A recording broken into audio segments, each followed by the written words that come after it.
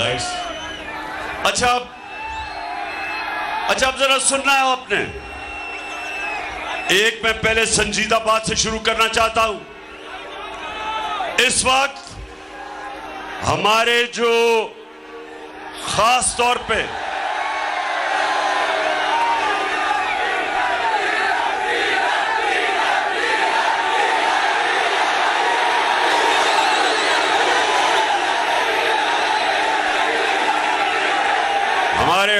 तौर पे सिंध में और बलूचिस्तान के कई हिस्सों में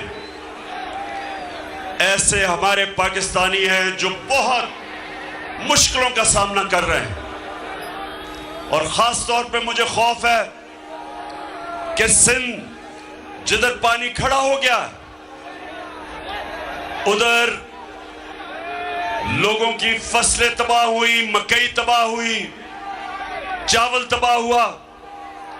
जो उन्होंने अपने घरों में दाने रखे हुए थे, बीज रखे हुए थे, वो बह गए।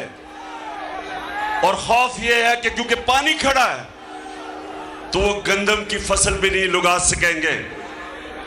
इसलिए ये हमारे पाकिस्तानी बहुत मुश्किल में है। और इनकी सबसे बड़ा जो वजह कि आज पानी खड़ा है कि ये जो हुकूमत है सिंध की पीपल्स पार्टी की 14 साल से सिंध में बैठी है। इन्होंने